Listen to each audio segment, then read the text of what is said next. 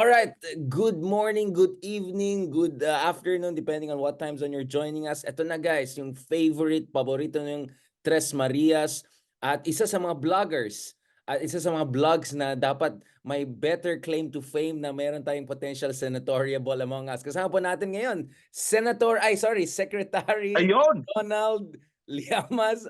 Ano Senator Alden, Ronald. ano na, lahat na, nandiyan na. At of course, kasama din natin, extraordinaire Gilas Pilipinas Vlogger of the Year. Ang kasama natin, si Attorney Mark Gamboa. Salamat, Senador at Attorney. Thank you for joining us. Kamusta, Marco Polo? Nasa Ayan. Lupalop ka na naman. Ayan, Okay naman, Senador. Tinatalo mo talaga si Ay, BBM. wala na. It's not even close. It's not even close. Guys, syempre gusto kong pag-usapan ng West Philippine Sea mamaya. Grabe yung event namin dito na na-cancel nung isang araw dahil may death threats and all. But anyway, pag-usapan natin later on yan. Daming drama. Bago natin puntahan ng West Philippine Sea opposition, designated survivor. Bakit red wedding bang mangyari dyan sa zona? And Harry Roque, yung paboritong ni Attorney Mark Gamboa. Dami natin pag-usapan. First, ito na, Pulse Asia and Okta, meron na silang survey. Obviously, hindi surprising yung kalabasan ng survey ni Sensa Erwin Tulfo has come on top. Tito Soto, the former Senate president, is also in contention for top spot. A lot of things were quite expected there. Medyo consistent, mukhang hindi masyadong movement na nangyari. Obviously, two things stood out for me in the survey. Kaya ang kasama natin si Ronald. One is obviously, isang Duterte lang mukhang nakakapasok sa Magic 12. So even if tatlong Duterte ang tatakbo, baka nga batid dalawa mahirapan na sila. I think this is what this survey is saying. Sobrang dikit tong fight na to. And you can even see Amy Marcos, Manny Pacquiao, Isko Moreno, not necessarily sure, di ba? Very competitive race. But what made this race even more competitive is Ronald Llamas ranking higher than Kibuloy. Yun. No. Binoki Buloy pero higher than Vic Rodriguez. Just statistically tight, but higher than the Kingmaker Vic Rodriguez. Ano ka na, Shogun maker ka na ba, Sir Ronald?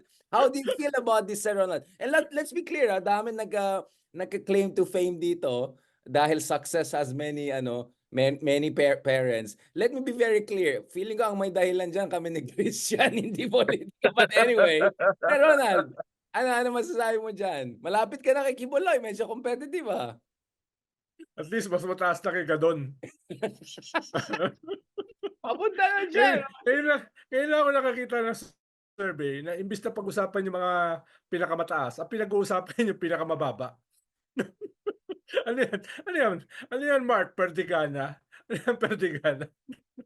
Pinag-uusapan yung 54 to 60, hindi pinag-uusapan yung top 12, di ba? Mas sikat kasi kayo parang mas kwenta, mas alaskahan no? Kagabi, tuloy yung survey na yan. Kagabi, first time kami nagsama. Si Christian, si Ronnie Holmes, at saka si Alan Herman. 2 oras, wala kaming ginawa kundi laitin ang sarili namin. Dahil dyan sa 0.6 na yan. Magbubuo daw sila ng 0.6% movement. Wait lang. Magbubuo daw sila.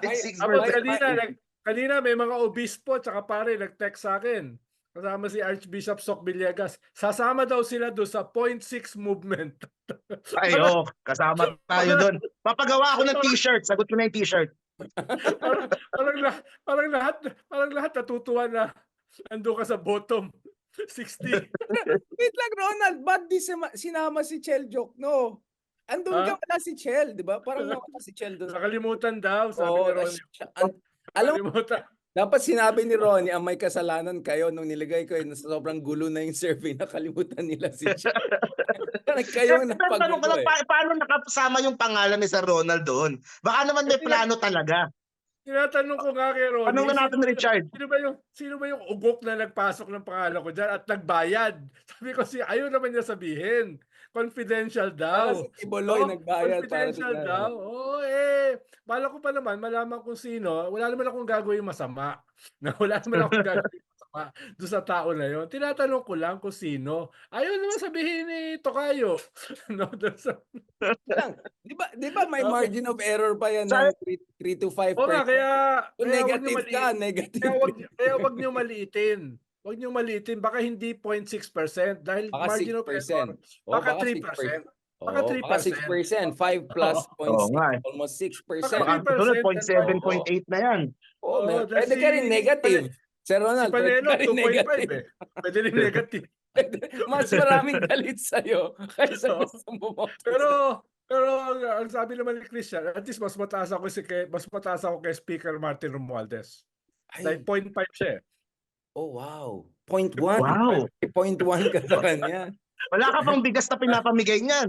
Wala Grabe. pa. Sir No? Ronald, Oo, ah. sagot ko na bigas Saka mo si- na ipapamigay, Sir Ronald, Senator. Oh, mahanap ko lang si Kibuloy. Yung reward, ihahati ko sa kampanya mo. Saka si spokesperson Barry Gutierrez, 0.9. So Ay, sabi ko, 0.9. May hahabulin ko laban, siya. may laban. 0.3% lang naman niya sa akin. So, Kaya kagabi, puro tawa na. Meron bang parang sang area ka nakakuha, Visayas, may ganun bang breakdown yon pag yung mga nandun sa may bayad bottom yata yan. May bayad na yan. May bayad na yan. Basta tinanong ko kay Ronnie Holmes, ano bang estimate yung 0.6? Sabi niya, mga mga 600,000 people. Ay, So sabi ko, aba, pwede pwede. na pala ako magtayo ng sekta o kulto. Oh, hindi, pwede ka. 600,000 yung miyembro, no? Juice Kasi paying. tuloy, almost tied kayo. So, pwede. Juice paying. Tapos may choir ako sa likod.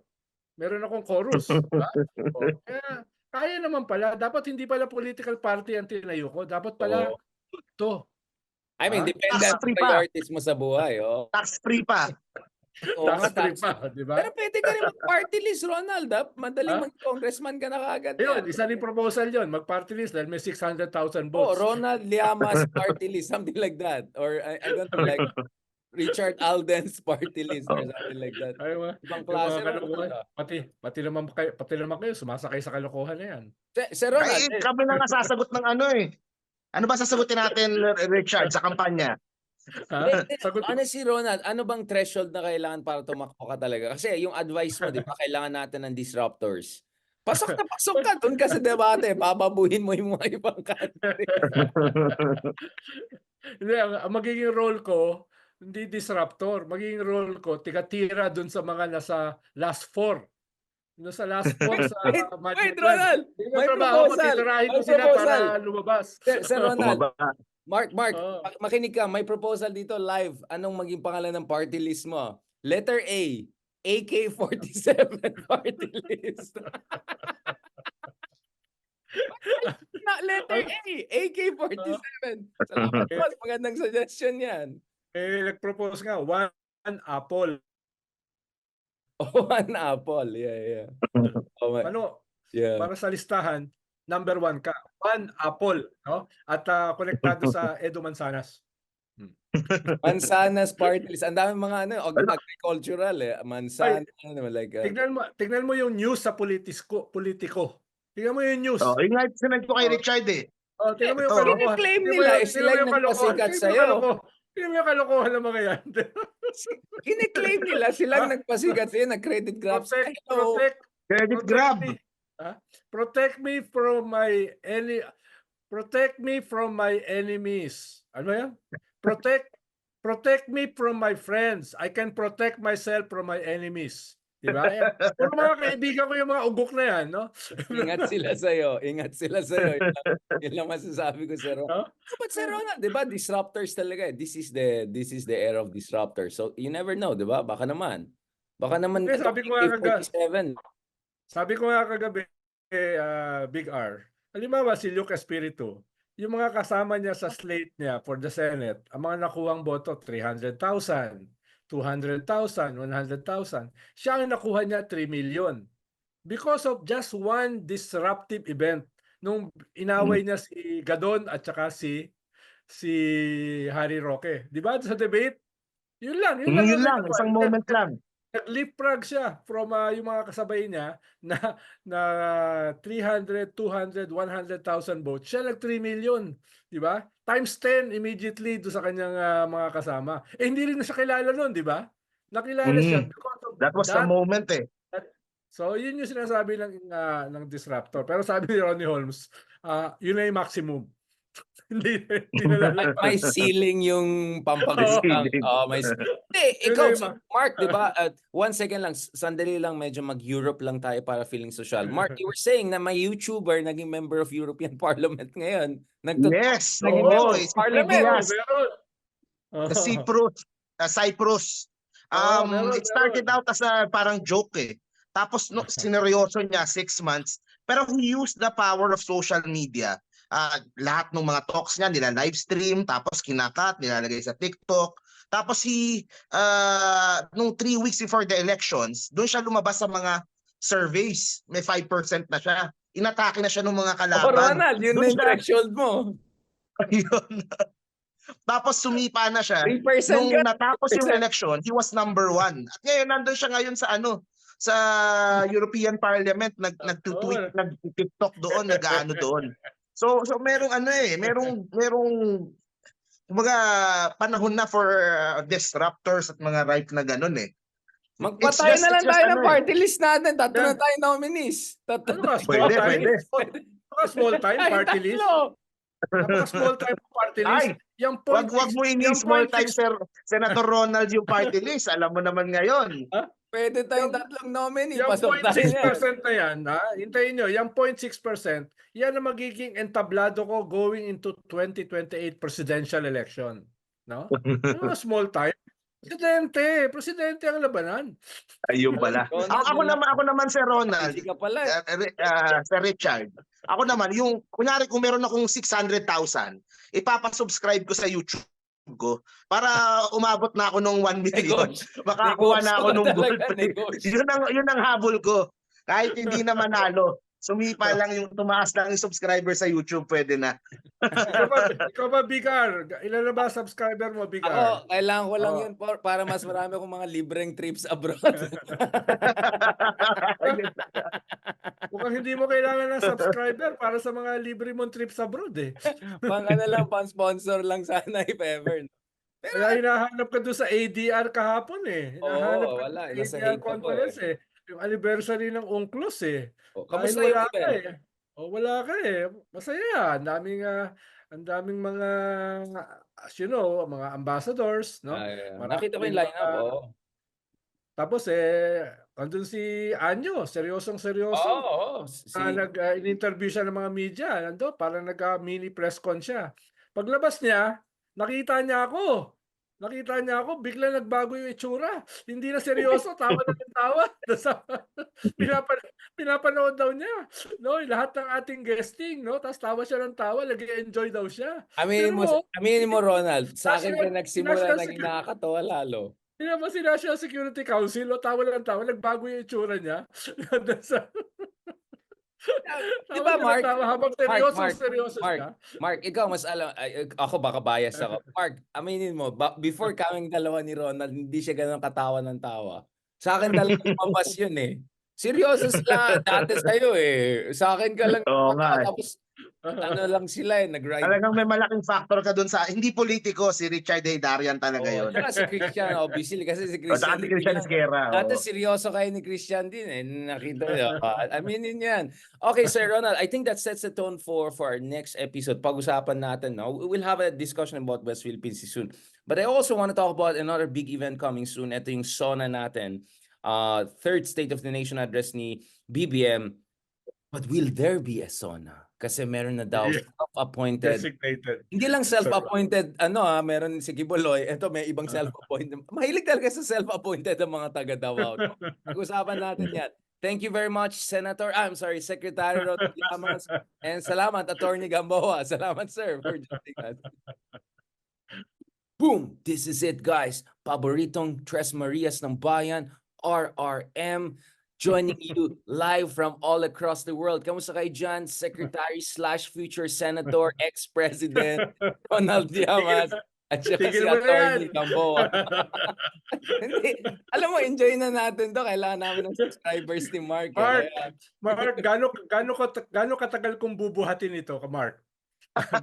Ilan feeling ko nagsimula pa lang to, Ronald. Hanggang kasama ka sa survey, hindi mawawala.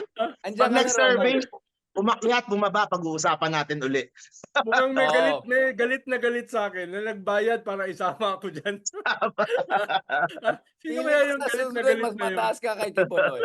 Feeling ko mas mataas ka kay Kibuloy sa susunod. Okay, guys, pag-usapan natin ito. Oh, ito. Mukhang lumalaki ng mga bookingan dito dyan sa Pilipinas. Hindi lang nahanap yung ID nung kanyang supranational assistant. Hindi lang nalaman na nag-abogado ito sa isang pogo. May government official na nagsabi na parang nagpo-push siya in favor of isang pogo na medyo alanganin yung legal position. Just to put it mildly, I'm being very mild about this. At may joint bank account. Oh. Ayoko ng mga conjugal discussion na yan, ha? Senator, Sir Ronald, ano dyan? Ano mo na kay Harry? Well, pinanood ko yung kanyang guesting kay Ted Filon at pinanood ko rin yung kanyang sariling podcast na pinapaliwanag niya yung hindi ko alam kung ano pinapaliwanag niya. Parang pinapaliwanag niya lahat ng bagay, yung universe, that the universe is Medyo- against him. No, kalaban niya yung universe. So, sobrang convoluted nung kanyang paliwanag kay Ted Filon, no? Nahirapan na siya, no? Medyo Oo, nahirapan na siya. Hindi naman ako ganun kabobo, no? Hindi naman ako ganun katalino, pero nahirapan akong unawain sa dami ng layers ng paliwanag. Paano to ba yun, Mark, yung kay Ted Filon na paliwanag niya? Hindi, yung Abogado explanation ako lang rito, sa Facebook pero na yun dito, lang. pero dito hindi ako abogado, nagrepresent ako rito, pero ito yung ibig ko sabihin, tine-represent ko, ito yung naku, hindi ko na masubaybayan, no? Hindi ko na masubaybayan yung paliwanag niya. I'm almost sure, no? 98% ng makakarinig sa kanya ay hindi rin mauunawaan yung paliwanag niya. So in Kumbaga, short, naubusan ng powers. Mark, Oo, hindi. Pag nagpaliwanag ka ng ganyang karami, ganyang kahaba, ganyang kakomplikado, ibig sabihin guilty ka. ikaw Mark, believe na believe ka sa kanya for many reasons we all know.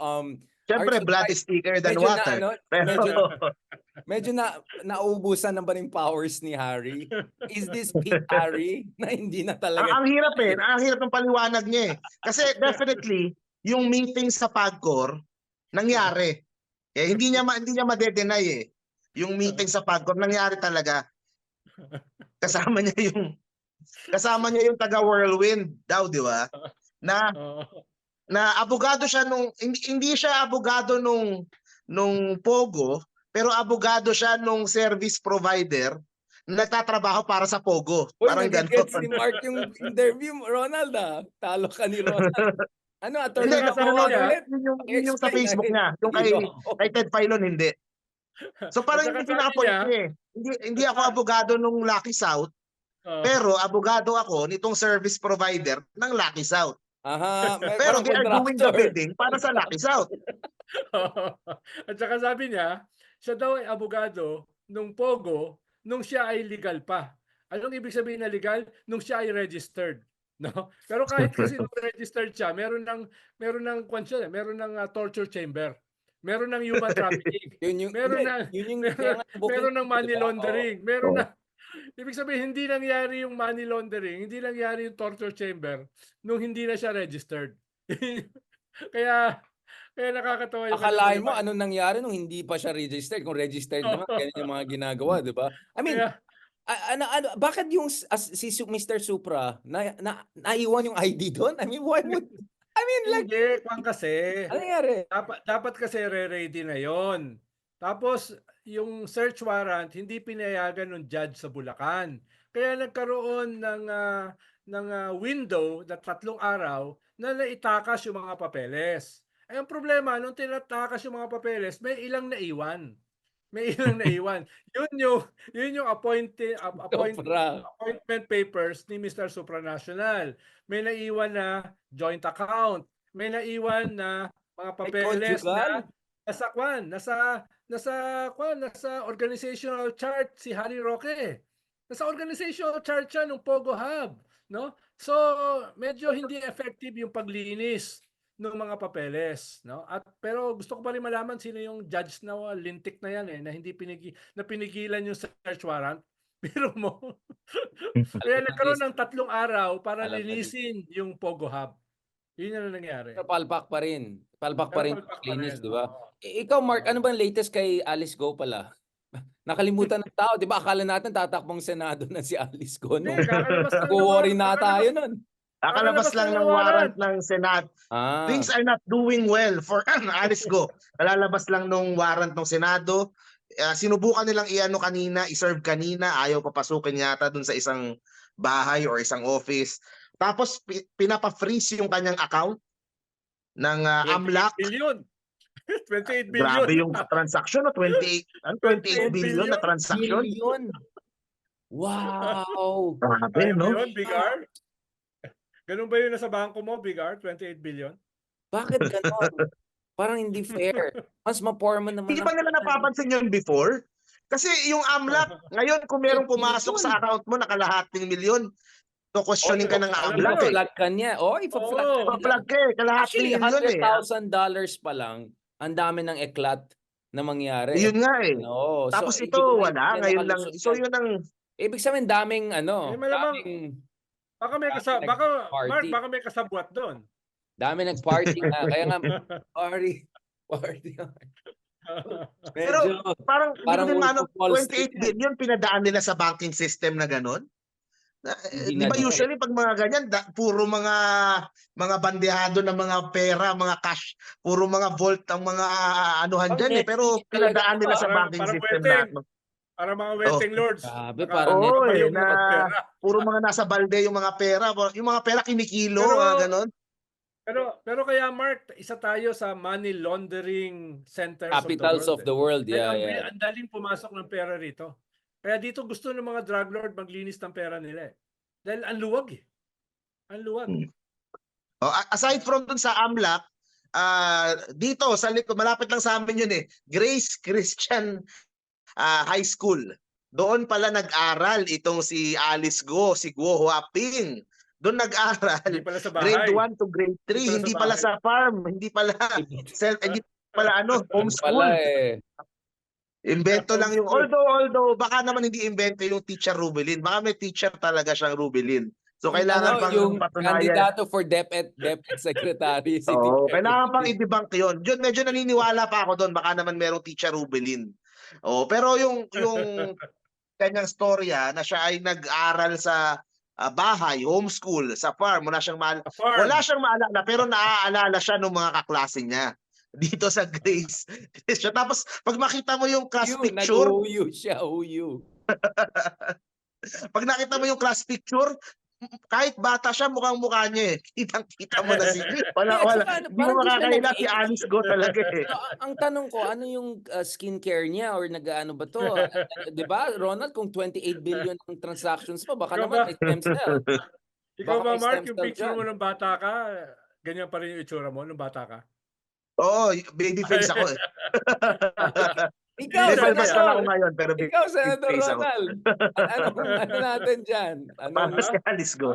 Mukha akong baby angel. Ayun. 0.6% ba yung ano natin dyan?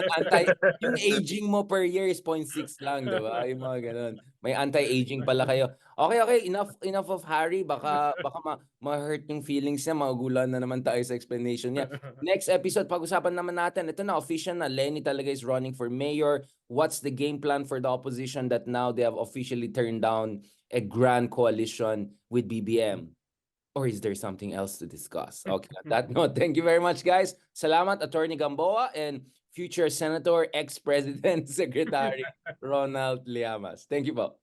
Okay, guys. Boom. Ito na. So, official na talaga tatakbo for mayor na si Lenny Robredo. And Lenny echoed also what Rizal Ontiveros said earlier, which is, no, ayaw nila ng any kind of coalition with the administration dahil too much, masyadong malaki yung agwat, no? Dun sa historical issues, sa revisionism, among other things. And of course, in the case of Leni Robredo, she justified her whole raison d'etre for running for top offices in 2016 and 2022 was to prevent the return of the Marcoses. But, well, history happened. Sir Ronald, let's start with you. What is your reading of both Leni and Risa coming out and shutting down itong proposal by, of course, let's just be honest, our good friend, si Senator Trillanes? Well, una kasi ay naging public kaagad yung proposal ni Senator Sani Trillanes. Sana kasi usually groundworking muna yan groundwork mo yung isang kampo, groundwork mo yung isang kampo, kahit hindi pa kumpleto yung agreement, at least titignan mo kung may possibility ba.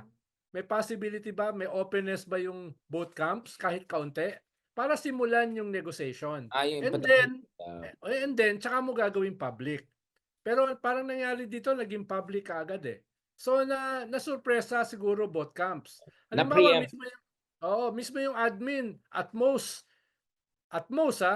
baka open sila sa isang galing sa pink opposition. Pero hindi yung tatlo, no?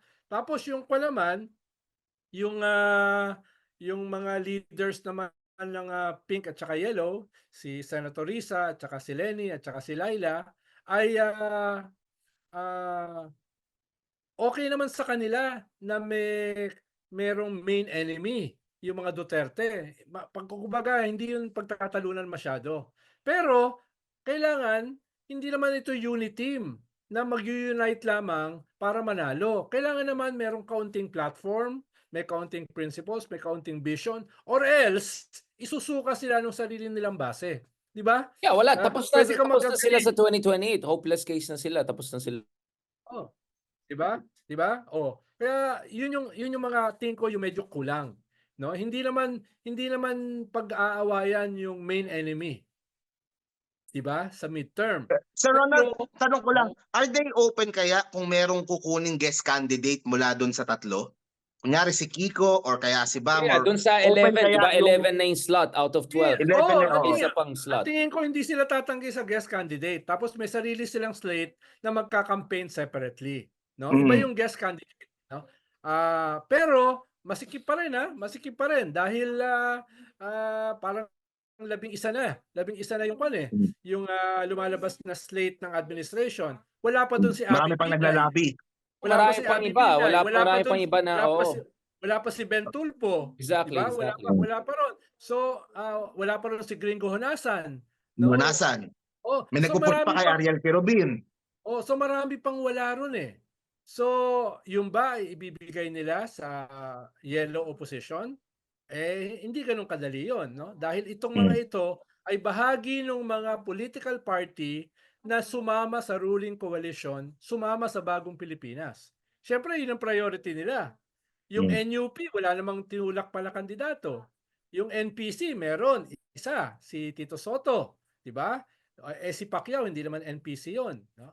So, ito ay work in progress Ito ay negotiate. Pero duda ako kung merong dalawa na i-offer sa opposition. Posible isa. How about the Liberal Party? Is it possible na yung ganung alliance ng administrasyon sa NPC, sa Nacionalista, is that alliance still possible with the Liberal Party as a group? Dalawa yung problema, Mark. Una, baka magalit yung ibang mga opposition kung isa lamang ang ine-negotiate sa admin. So may maiiwan kasi na at least dalawa. Siyempre, samaan ng loob yan. No? Samaan ng loob. Hindi pa kasi rin Pero ang Liberal Party na lang si Kiko Si Kiko. Yung dalawa pero mahigit 100 taon na sila nag-uusap as a coalition, as a Big Ten. Okay. Ibig sabihin, meron na rin abante. Ang mangyayari dyan, parang iiwanan ni Kiko yung Big Ten coalition nila, yung dalawa. So, may sasama yung liberal sa admin. Kung sasama yung liberal sa admin, mabibiyak sila. Dahil si Leni, liberal Si Laila, liberal. Si Risa, hindi. Si Bam at saka si Shell, hindi. So, kaya binubuo nila yan. Kaya yun yung una. Yung ikalawa, yung base. Yung base ng liberal, yung base ng kaya natin, yung base ng akbayan, yung ba ay tatanggapin overnight na sasama sa admin? So, Yun bilang nga, answer Ronald, nila, that's my question eh. Under what terms can the guest candidacy be anywhere close to acceptable? Ano yun? Team Philippines versus Team China? Like, how do you spin it na hindi siya mukhang, wala, ano na kayo, sell out na kayo kay Marcos Jr. Di ba? I mean, how do you spin that? Hindi, last election kasi maraming adopted eh. Di ba? Several senators nag-inadopt ng several president. Di ba? Nangyari na yan eh. Pero wala namang samaan dahil adopted. Ibig Yeah, sabihin pero yan, yun nga, hindi pero siya- like, hindi I ka- understand kay Villanueva, di ba? 3 camp yata siya. Ano? Oh, But ibig this sabihin case, yan- very clear na anti-Marcos ang mga liberals. Eh. So, to be a Yes, pero pag candidate there, inadopt ka, makancel ka. Pero Big R, pag ginadapt ka, hindi ka kasama sa kampanya ng administration. Hindi ka aakyat sa entablado nila. Ang entablado mo, ang kampanya mo is parallel. No? Parallel yung kampanya mo. So, yun yung sa anong silbi niyan pag na guest candidate ka kung hindi ka rin kasama dun sa main event? para sa Makinarya. administration. Para sa administration, parang broad yung administration. May bagong unit team. May bagong unit team ka ngayon na broader dun sa alliance between Hugpong and Partido Federal. Ito, tunay na ito. Pwedeng ganun na i-spin ng gobyerno na kami ay inclusive. No, willing kami isama lahat. So kanya-kanya. At the same time, sasabihin ng liberal, hindi naman kami sumama eh. Inadapt kami. So may lusot yung liberal doon sa kanilang mga kasama na kaya natin. Plausible deniability. So may paliwanag sila. Yung term na adopted eh. Mukhang mas acceptable kesa guest candidate. Inatap kami. So di namin kasalanan 'yan. No, dagdag sa amin 'yan, no? Kaya yun yung soft na koalisyon. Paano pag rally, pwede bang sumama si Megastar, si Sharon? Magagalit kaya yung mga Mark, nandun mga sa priorities mo, kapag Mark. si Sharon ang umattend doon sa Pare. Siyempre, Doable yun. Tingin ko doable yun. Pwede magpadala ng anak doon sa administration slate. Yung kasi ang laki. Hindi yung kandidato. Hindi yung kandidato. Tingin ko pwede yun. Sharon. Pwede yun. Diba? Yun ang iniisip ko na isang kasi syempre pag humakot yung admin, pag pupunta sa isang lugar, ang dami, hakot eh. Sayang. Sayang yung so yun lang naman yung Tama. Pero Ronald, Mark, you got an eye for it. Pero again, yung problema, merong 3, 4, 5 na naghihintay do sa last slot. Diba? Yun yung problema. Pero Ronald, final ba yung 11 talaga? Parang feeling ko may dalawa dyan na parang I'm not sure eh. Si Abalos, baka hindi pa sure eh. Yun nga, ang dami, parang 2 or 3 dyan, hindi ako sure, 100% sure. Si Abalos gusto talagang tumakbo. Si Abalos. Dati si Gibo gusto rin. Well, pero given na yun si Abalos. Kung si Gibo hindi sinama, hindi ba magtatampo yan? Hindi. Si Gibo na mismo yung umatras. Hindi kasama. Kasi wala siyang pag-asa. Siya na mismo umatras. Si Abalos gusto. Hindi ko maintindihan bakit. Dahil secretary ka ng DILG, primus inter pares. Exactly. It's plum job. You're a little president.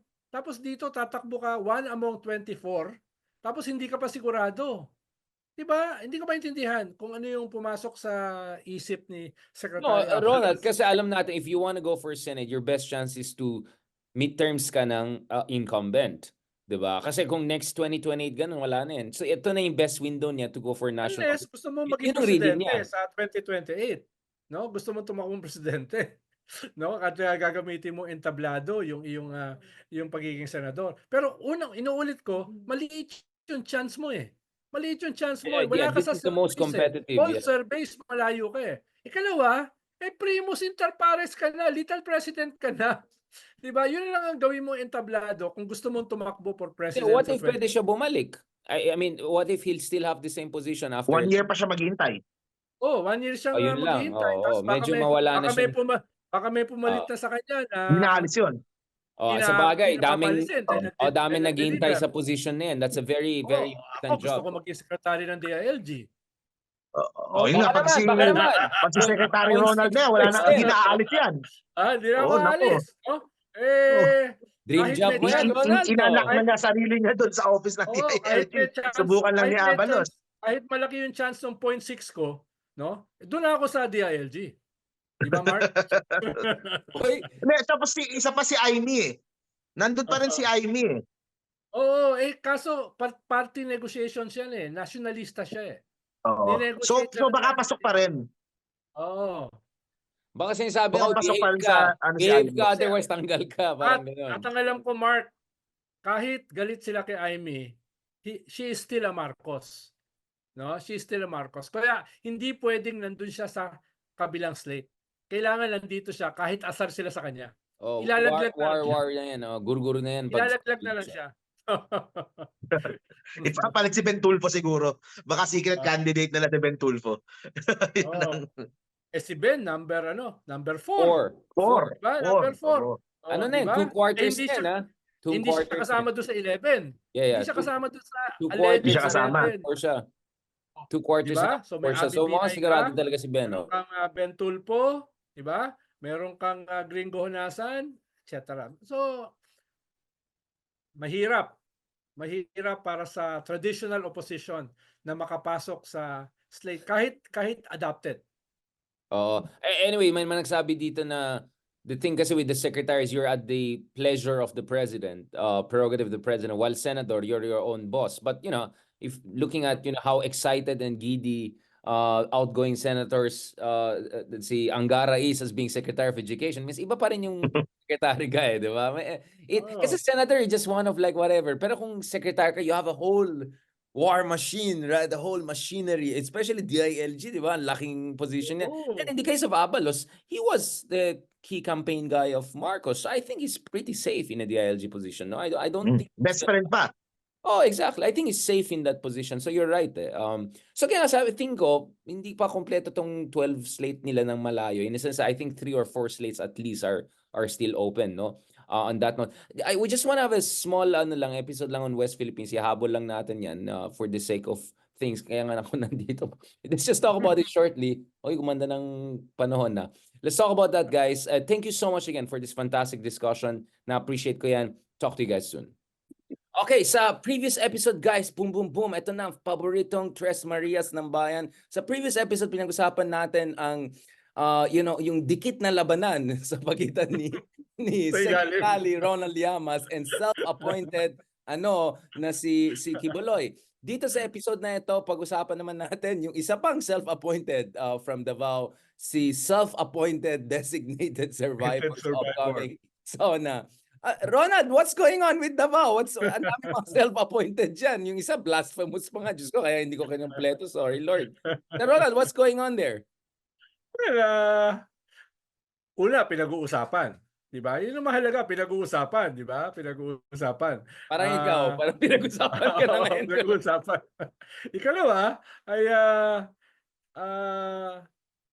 kung stand-alone siya, kung wala yung context, kung wala yung build-up papunta rito, pwede mo tignan as a joke, no? As funny.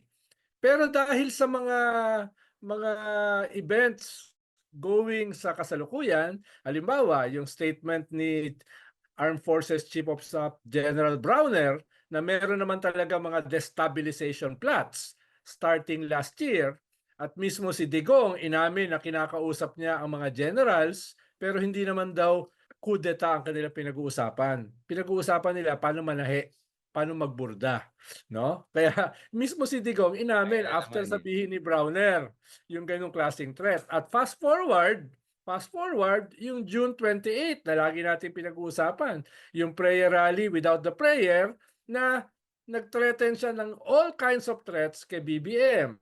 Insurrection, uprising, coup, mutiny, secession, even assassination. Ipapatokhan ko yan. Buti na lang, hindi na ako presidente. Di ba? Tapos si Baste, yung ating lagi ring pinag-uusapan na Romanov. No? Gagawin ko dyan, yung mangyayari dyan, yung ginangyari sa Romanov at saka kay Mussolini. At saka in between ay yung rally sa Liwasan ni Kibuloy, na ang sinisigaw ng mga tao, ibagsak, wakasin, tapusin, no? Kaya kung yan yung context ng mga pangyayari, at alam naman natin, the Vice President is literally and figuratively a heartbeat away from the President. Immediately in the line of succession. Because just to be clear, diba? Exactly. If you take it strictly legally, when you say designated survival, you're talking about the line of succession. She doesn't have to, she's automatically next in the line of succession. So is this that Netflix series na namatay lang Yes. apocalyptic tapos yung At cabinet. merong conspiracy.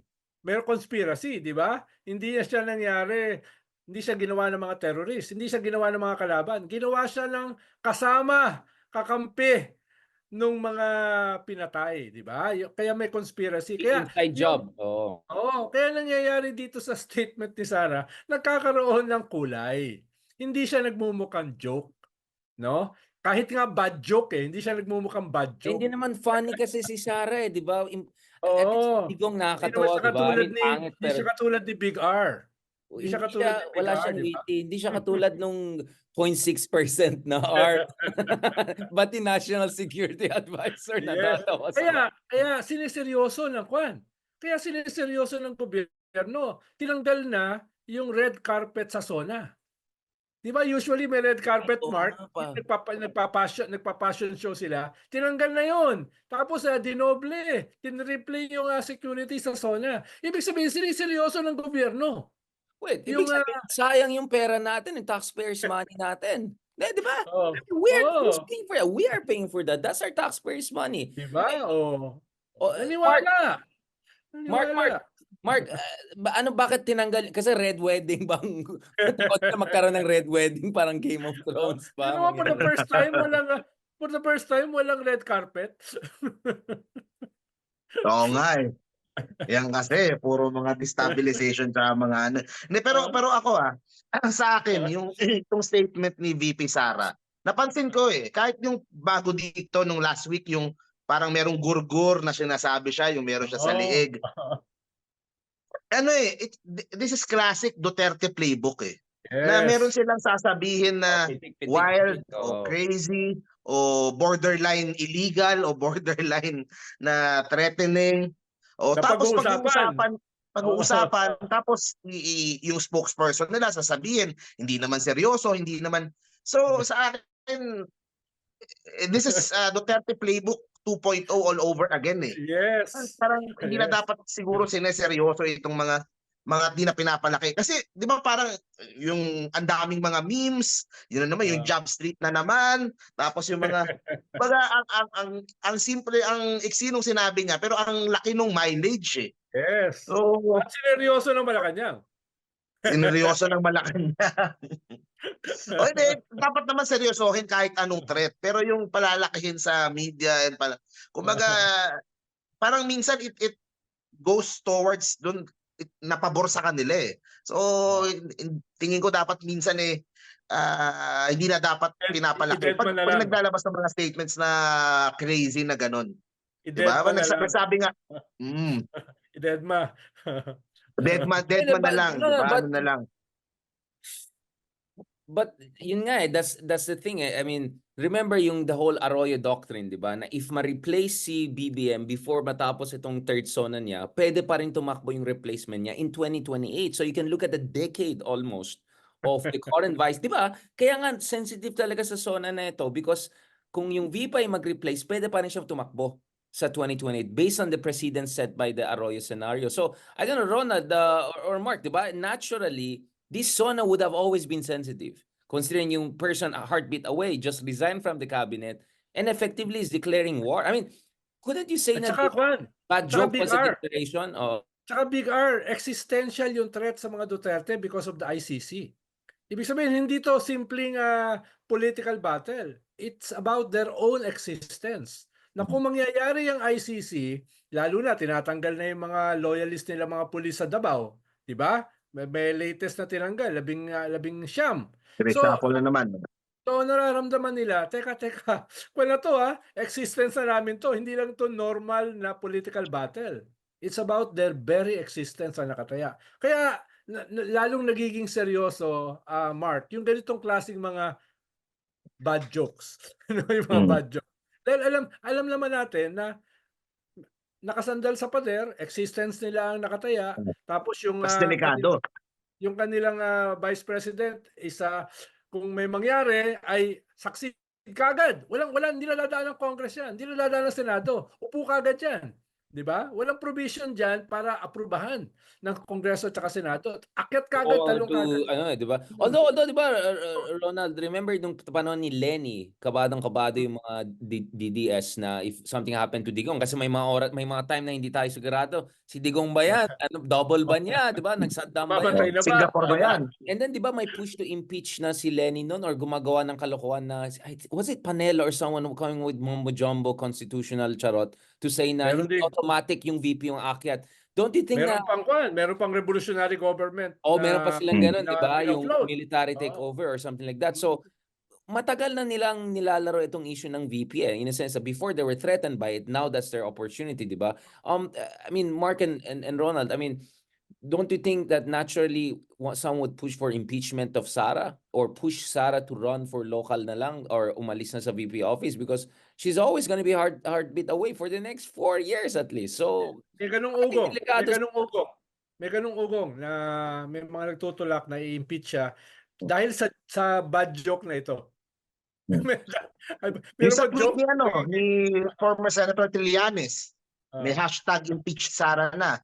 Diba? May mga ibang congressman hindi natutuwa. Simula na yan. Siguro nga meron ng moves na makahanap lang for sila ng enough grounds for impeachment, no? Tapos Oo, kasama yung ng confidential acceptable fund grounds for issue. impeachment. Yung confidential fund issue, ICC issue. Although ICC, of course, I'm here at The Hague now, medyo nagsisniff around ako. Ito lang, hindi ko lang masabi kung before October ang lalabas yung final. Yun lang masasabi ko for now on the record, no? But of course, I've been sniffing around here. Ang excuse ko dito is South China Sea, pero actually, ang mas focus ko ngayon yung susunod na mangyari dyan. So, Na-meet mo ba dyan yung bagong testigo ng ICC? wala akong alam. Hello.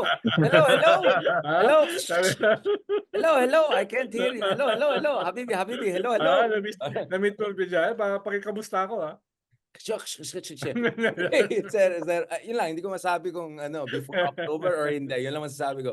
But going back to this mga kasama ko, no, I mean, let's talk about the Davao politics because Ronald, medyo umiinit itong Migs, hindi Migs Zubiri, Migs. Bakit Migs din? Migs Nograles versus Pulong fight. And Pulong has been complaining na nawalan sila ng pondo or implying na Linawin natin. Ang reklamo niya ay bakit 500 million lang ang kanilang ang ibinigay sa kanya na pondo. Bakit 500 million lang para sa kanya dito lang, ano? Hindi yung nawawala ng pondo. Medyo iba yun eh. No? Sorry. Hindi billion kasi. Dati kasi 51 billion ang nakuha niya sa 6 na taon. Bakit ngayon ay 500 million a year lang? Ay, kawawa naman. Bakit petty cash lang ang nakukuha? Kawawa naman sila. Nakakaawa naman sila. Ikaw, Mark, alam mo, seryoso yan, Big R. Dahil yung mga barangay, yung mga councilors ay naaagaw ng mga Nograles. No? Dahil may reklamo sila kay Baste as an absentee mayor. Si Baste gumigising daw, hapon na. Tapos yung dati... Parang talaga tatay na talaga, no? Yung estilong ganyan. Tapos dati, yung yung business permit, makukuha mo na in 2 days. Ngayon, umaabot ng 6 na buwan, wala pa yung business. Kaya merong nag-emerge na disenchantment Delikado kay sila, Baste, no? kahit Duterte siya. Kaya nagagamit yan ng Nograles na dati naman nilang kalaban. Di ba? Dati kalaban nila yung tatay eh. Pero ngayon ay nagagamit para magsimula uling mag-build up yung Nograles. Of course, with the support of the government. Diba? Of course, with the support of the Speaker. With the support of Malacanang. Kaya yun ngayon yung panibagong dynamic dito sa marami ng kabanata. Ito ay bagong kabanata at maraming susunod pa na kabanata dito sa Davao. Alam mo nga, nahuli na yung 2 followers ni Kibuloy. Yung 2 kanina nakita ko sa news. Kaya naisip nila palapit na kay Kibuloy. So, nagkakasabay-sabay ito. Itong test run ba ito? ICC, local dynamics, yung pagpalit ng mga pulis, tapos itong labanan dun sa 51 billion daw na pondo ni Pulong. So naghahalo-halo na. How vulnerable are they talaga? Kasi kung 51 billion talagang kinuha nila, dapat may pera pa rin sila ngayon, di ba? Kahit I mean, Wala na. Inubos grabe, lahat yan sa grabe ayuda. naman. Sa bagay, 11 Oo, days yung isang di ba? inubos lahat yan sa ayuda, no? Inubos lahat yan sa mga face mask, no? Inubos Flood lahat yan. control. Alam ko Flood sinong control. kumita. Charot. Oo. Daming inubos yan. Parang ang hirap maggumastos ng ganong kadaming pera ng ganong kabilis ah. Mark, Bigyan mo kami ni Mark. 51 million. Ubusin namin. Oo. Ha? Bigyan Mark, mo kami, Patagalin Richard. natin. Mark, ikaw, di ba, you have been to Congress at saka PBA party list yan si Mix Nograles. What is your read of her? Do you think she will dare to run for mayor to challenge the Ay, Duterte? oo eh. Mukhang doon na papunta talaga. Alam mo, I'm seeing a trend eh. Sa ang daming mga party list na mga congressman, hindi lang sa Davao eh, maski sa ibang areas eh. Pumapasok sila dun sa mga distrito mismo ng mga congressman. So they're not, ayaw na nila nung party list na lang, although meron pa rin silang party list, pwede pa rin manalo ng seat yung mga kasamahan nila, pero unti-unti pinapasok na nila yung mga local din. So si Migs, pakiramdam ko tuloy-tuloy na talaga, and talagang talagang kaya nga wag maliitin yung party list, Senator Ronald. Medyo rin Kasi matapang din sila, no? Si matapang, oo, matapang siya, no? talagang Palaban eh. siya. In Oo fairness, eh. Pero kahit sa mga ibang local na areas, marami akong narinig mga party list ang mga tatakbo eh. Pero definitely sa Davao, something na talagang isa sa mga ma-highlight ngayong eleksyon. Lalo na, pag yan pa ang nawala sa mga Duterte, sana lang sila, di ba? What hindi can lang protect party them na? list, party na mangyari soon, di ba? Party hard, party harder. Kaya importante yung tanong kung sino, aside from si Migs na kung lalaban, sino ang itatapat ng mga Duterte? Kung si Basti pa rin ba? Kung kailangan na bang si Sara or yung si Digong na? O kahit hirap nang maglakad, hirap nang mag-ikot-ikot. So, yun pa yung importante Si Digong, Mark. Si Digong ang tatakbong Mayor. Si Digong ang tatakbong mayor, si Pulong ay congressman, si Baste ay sa Senate. Si Baste yung Pero lalagay. parang hindi sigurado rin si Basta sa Senate. I mean, I don't know. I mean, Hindi, pero yung Duterte brand ang gagamitin nila. yeah, I know. But Bubuhusan nila eh. I just don't think it will be as easy. I don't think it will not be. I think kayang Magic 12, but it's not gonna be easy. I mean, look at the 12 names there, big time. And do you think immediately Basta will get yung spot ng tatay niya? You think transferable yan ng 100%? Pero halimbawa dito sa survey Ako tingin ko, hindi naman sinama yung ibang mga Duterte eh. Si Digong lang sinama. Guided kasi yan eh. Guided survey yan. sinamay sila Baste pero mababa. Pero yun nga, hindi pa naman mababa sila nagde-declare. Hindi, Ronald, mababa sila dun sa mga previous surveys. Nasa number Pulong mga malabo 23, talaga. Si Basta 24. pwede, oo.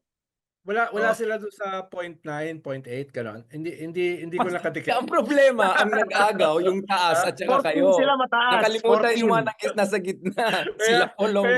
Kaya hindi ko nakita dahil ang pinag-uusapan yung pinakamababa eh. Hindi yun. Tapos nakalimutan pa si Chel, Hindi di ko ba? nakita. Kaya hindi ko nakita yung mga Duterte. Sa lahat ng guesting, Ako, Richard, tingin ko transferable eh. Doon lang sa transferable, sa anak mo lang pwedeng ipasa.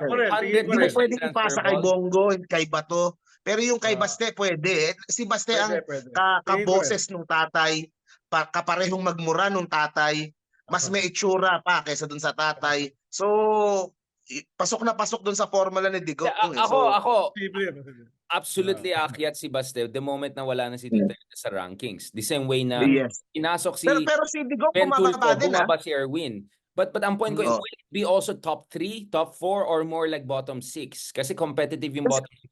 Kaya nga sabi ko, si Digong naging top 5 na lang eh. 100% transferable yung preference rating. Yun ang Dati si Digong top 3 eh. Top 3. Oh, ngayon medyo 5. Even si Digong. Nalagpasan na sa ni Ben Tulfo. Yun nga eh. Kaya nga I'm saying, of course, transferable. Bitag. Pero is it 100% transferable? Yun yung point ko. Kasi kung hindi siya 100% transferable, let's say 60-70%, baka alanganin pa rin si Basta for top 12. Baka 14, 13, 10. Pero yung top 5 rin ba siya? Kasi pati si Digong bumaba na eh. I'm just saying, ganun ka-competitive itong race na ito. Kaya mas pag-usapan natin sila Ronald, 0.6%.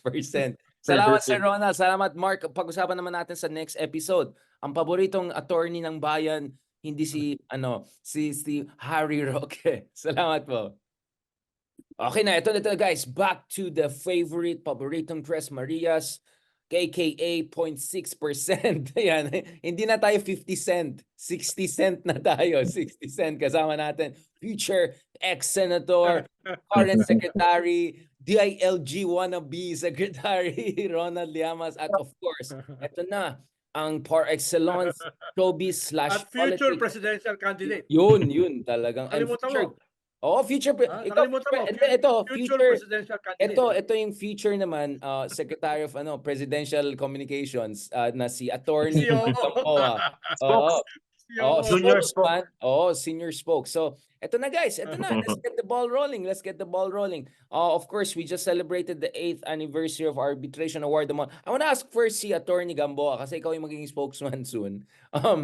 Mark, it's interesting kasi I was looking at the Pulse Asia survey kanina.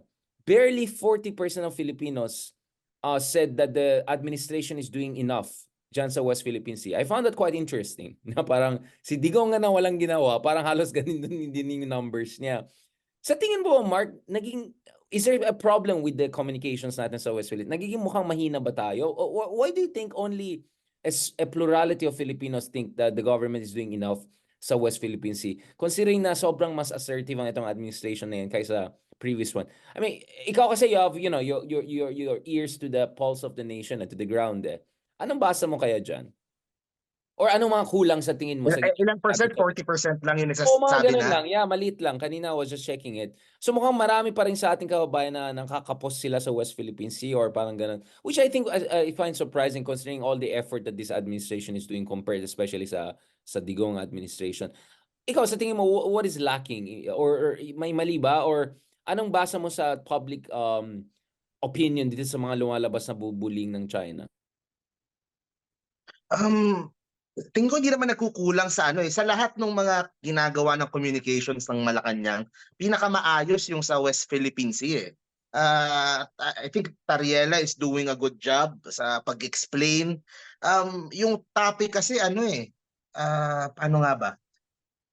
Maski kami sa mga vlogs, hindi siya Although ganun Coast Guard kalaki. and Cariela, iba yung sa Malacanang. But I know what you're saying, National Security Council, Yeah, pero PO, mga ganun. yung sa NTF WPS, 'di ba? Doon sila yung buong part na 'yon. Pero ang tawag dito, it's a topic na na hindi yung sa mga tao personally, hindi, it's not something na everyone is interested in every day. Kumaga parang bina-blackout siya hindi bina-blackout siya ng mga ibang tao, hindi siya something na parang sa sobrang daming nangyayari, parang hinahaya o kinakalimutan nila, hinahayaan na nila. But that's the priority given na yan na hindi priority yung foreign policy. Pero bakit, ano kayang kulang sa tingin mo dun sa messaging na administration? Or yung, again, this is about perception. Of course, the reality is they're fighting very hard and I think they're doing a good job. But in terms of perception sa tingin mo? Good question. I think tuloy lang eh. I think it will come around din. Siyempre, nandyan yung disinformation coming doon sa kabila. Ang importante naman dyan yung overall yung I think more than doon sa effort ng government, I think ang mas maganda tignan is yung percent ng Pilipino na nag-agree na na mali yung ginagawa ng China eh. Kapag yung numbers na yun ang bumaba, yun siguro yung alarming. Pero yung kung sa action lang ng gobyerno, I think it will come around din naman. Makikita din naman nila yung mga effort. Sa tuloy-tuloy lang. I just want to say the numbers lang, no, Mark and Secretary Llamas. So perceived urgency of selected national issues and the National Administration Performance Rating. This is just a survey that came out by Pulse Asia. This was conducted June 17 to 24. Nung tinanong defending the integrity of the Philippine territory against foreigners, obviously China, only 48% approved. 34% are undecided and 18% disapproved. Nevertheless, this was the third highest net approval at plus 30%, just after protecting of welfare of OFWs and responding to needs of areas affected by calamities. Obviously, the biggest problem for the, BBM is still the inflation.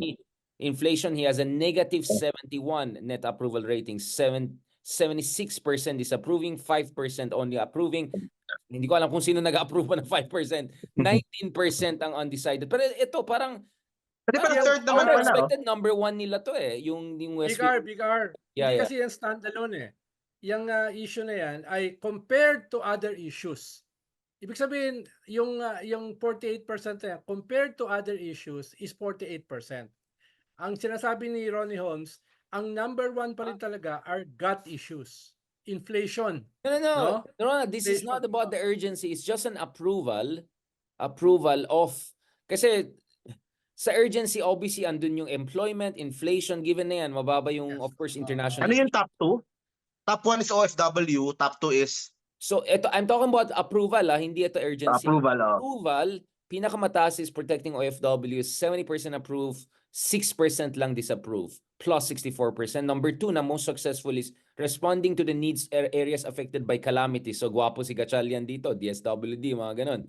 And probably Erwin Tulfo doing very well is also because of his perceived success as DSWD Secretary. Exactly, plus 57%. Third most successful area at plus 30 is defending the integrity of Philippine territory. As I said, pinakapalpak sa kanya is inflation at negative 71 net approval, reducing poverty negative 34, fighting corruption negative 15, increasing wages negative 15, and addressing hunger negative 9. So practical on every major economic issue, with the lone exception of creating more jobs, not plus 2%, negative siya. Pero I was just expecting him to do better on the West Philippine Sea, na bakit 34% sa ating kababayan ay parang medyo hindi sila masyadong impressed sa administration na yun. Ito ay dahil medyo mukha tayong kawawa, na binubuli lang tayo, na mukha tayong helpless. Ronald, do you think that's the reading here? I mean, you're also very much active on the West Philippine Sea issue. I'm just thinking, bakit 34% undecided? Bakit hindi sila nagsusupport din? Para ang disapproval lang yung mga makapili at yung mga ano lang, di ba? Pero kung titignan mo, di ba, yung undecided at saka yung 48%, yung mga makapili mo ay maliit. No? Yung mga nag-agitate. To be fair, I think it's Oo. also possible yung disapprove want even more aggressive, not necessarily makapili. Pwede din yun. Possible, they want us Yung mga to... gusto mag-water cannon tayo So baka pabalik. yung makapili, Yes. 10% na lang yung base. Kaya pwedeng mas mataas pa yan. No? Pero ikalawa, may problema naman talaga sa messaging eh. Di ba? Yung misunderstanding, accident, tapos biglang attack. Di ba? Ibig sabihin, minsan may dysfunction yung Malacanang dito. At kinakailangan, alam ko, masama loob ni Tariela eh. Dahil kinakailangan nila mag-tone ng line. Kumbaga yung sinasabi ng Navy, ng Coast Guard, ay dapat consistent sa sinasabi ng Malacanang. Ang problema, yung Malacanang, minsan magkaiba yung sinasabi. So hirap na hirap yung mga spokesperson like katulad nila Tariela na imasahe yung dysfunction sa Malacanang. No? So kailangan pa ayusin. May nakausap ako mga mga admiral, may nakausap ako mga commodore, may reklamo sila sa messaging ng Malacanang. Hindi ko na bagisin kung sino sila. No? So ibig sabihin, may ganong klaseng problema. No? Unless yung pag-presidente na ako, yung PCOO ko na, si Mark, walang ganong problema. Di ba yung iba din, Richard, hindi din nila naiintindihan yung complexity nung situation about sa foreign policy na ano. Baka nakikita lang nila yung binabangga, yung ano, pero hindi nila naintindihan yung what goes on behind the scenes doon, lahat nung ano. So yung, I think, baka mas ano lang, baka darating din, kumbaga, tuloy-tuloy lang, kumbaga improve lang ng Malacanang yung messaging niya about this issue. Tataas din yung undecided na yan. I think we just have to show to our people na we're doing a lot and we can do even more dahil may kakayahan naman tayo, hindi naman tayo mukhang pitsugin lang na kawawa. I think, basa ko, may reading dun sa social media at least, is bakit ganun lang yung mga barko na ginagamit natin, bakit kawawa lang tayo, bakit yung barko natin ganyan lang. And I always had to explain, dahil gusto natin yung China yung lalabas na mukhang bully, di ba? Kasi kung malaking barkong gagamitin mo, then China will say we are the aggressors. No? But I think baka we overdid that na eh. Baka we overdid that. Magpakita ilas dapat. Di ba, Big R, just to support yung sinasabi ko, pinag-uusapan ngayon within the military circles, no, na magkaroon ng isang spokesperson lang. Wala nang marami. Wala nang merong spokesperson ng Navy, spokesperson ng Westcom, spokesperson ng AFP, spokesperson ng Coast Guard. Trabaho ng DFA yan. DFA should be on top of this. Spokesperson. Ang dami mong spokesperson eh. Diba sa Coast Guard ka, 2 spokesperson mo eh, na nag-aaway. Sa Coast Guard lang, 2 spokesperson mo na nag-aaway. So ang gusto nila, isa na lang. no? At ibig sabihin, yung desire na magkaroon ng isa na lang, isang acceptance na may problema. Isang acceptance na may problema sa communication. No? Kaya, ang problema, yung iniisip nila, di ko na babanggitin kung sino, ang iniisip nila na gagawing isang spokesperson ay galing sa traditional media na walang alam masyado sa West Philippine Sea. Wala masyadong alam sa defense at saka security. No? Kaya, na-shoot down yung proposal. Baka May isang inisip sila na gagawing nag-iisang spokesperson. pakisend Hindi ko yung na babanggitin. Ito kasi mga debate. Mga debate ito sa loob. natin sa pangalan. Just kidding. Okay, papadala ko na lang sa'yo. Papadala ko sa'yo yung pangalan. Ito, baka hindi Mark Gambo. Kasi si Mark, attorney Gambo, marami na alam sa West Philippines yan. Pero Baka, ang sinasabi ko lang, Richard, ay ito ay acceptance na may problema. Kaya napag-uusapan yung isa lamang. At napag-uusapan yung isang walang alam sa West Philippine Sea to be the main spokesperson. maybe because people feel if you have many opinions of your own, that might affect your ability to truly reflect the consensus rather than reflect. Naalala mo yung ginagawa ni Harry Roque? Personal opinion ko lang yan, hindi bilang presidential spokes. Naalala niyo ginagawa niya yan? He shares his own personal opinion daw sa office niya. I don't know. Akala ko gawain lang ni Ronald Llamas yan, di ba? Thank you. Bawal yun. Yeah, Bawal yun. Wala kang personal opinion. Kung ikaw ay spokesperson, you don't have a ego personal of the opinion. president. Exactly. I don't know what Harry was doing back then. Pero digong pa naman yung presidente mo. Si Digong mismo, he doesn't speak for himself. Marami siyang mga nangyayari. Marami siyang Kaya kausap. di ba for a while tinanggal siya as spokesperson? Di ba binalik lang siya later? Pinabalik. Ay Kasi- mismo si Digong, Drama pa siya. nalito sa kanya. Drama siya kasi hindi daw siya sinasabihan na mukhang ewan daw siya dahil hindi siya in-inform. Kasi hindi naman siya kasama talaga sa inner circle ni Digong, di ba? Parang ano lang siya, diyan ka na, bahala ka na. Ganun, parang gano'n, tapos tumatawa lang sila sa yung parang picture ni Singson no, nung tumatawa kaya. Kaya nagkaleko na lang siya sa PAGCOR. But just to end on this note, I think we can end on a more positive note. I think we are maturing, no? We're moving forward as a country. Ako as a Philippine, I feel proud here dito sa Hague, considering we have had many judges, ICJ, sila sa ITLOS, sa different organization. Yung ambassador natin dito si Ed Malaya, nandun siya sa advisory board ng administrative board ng PCA. Yan ang expert, yan ang expert sa Mutual Defense Treaty, si Malaya. Yeah, May 2 libro siya about Mutual sobrang Defense galing. Treaty. I'm very, very impressed with Ambassador. We had long nagsulat pa ng journal articles yan, academic articles and all. So I'm very, very impressed with him. So we have very bright minds on international law and all. And I think at the end of the day, yung 8th anniversary ng arbitration award natin, I think was generally on a positive note. Diba? I mean, dito at least I feel good. I mean, the reason I was here was supposed to talk about it, but unfortunately, isang event namin na-cancel kasi may death threat daw or something like that. Anyway, but I had productive meetings and all, especially with the embassy here and folks here.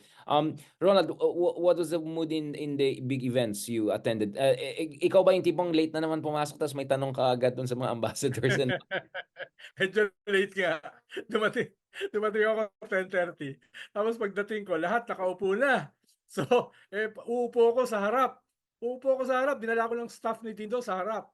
So, kitang-kita yung pagiging late ko na pagpasok ko. Tapos dahil nagmamadali ako, naiwanan ko yung aking blazer. So, after 5 minutes, tumayo ako, lumabas ako para kunin yung blazer sa kotse. Pala, pag may Tapos bumalik ulit ako. ka pala, grabe, hindi ka magprima So, donna. naging disruptive. Naging disruptive ako. Tapos, Rally pag-upo ko, lumipat ako ng table, pinuntahan ko si Justice Carpio, no? Pinuntahan ko si Tariela, pinuntahan ko si Juan. So, tapos nakikipag-chismisan ako habang may speaker. Ikaw, Mark, how was our arbitration day for you? Meron bang mga sa vlogger sphere, yung mga makapili? Mga na. Wala naman. Hindi naman sila nag-anash masyado. Wala na. Hindi naman masyado. Ang effective yung Nga pala, Richard, yung front page ng Inquirer, yung banner, is a billboard. A billboard ng atin ito. The biggest digital billboard. Siya yung banner story. Mark, kasama ka tapos, di ba? Sama yan, si Mark. Nagatid lang, nagatid. Wow, ako lang hindi kasama. Wow. Wow, sakit.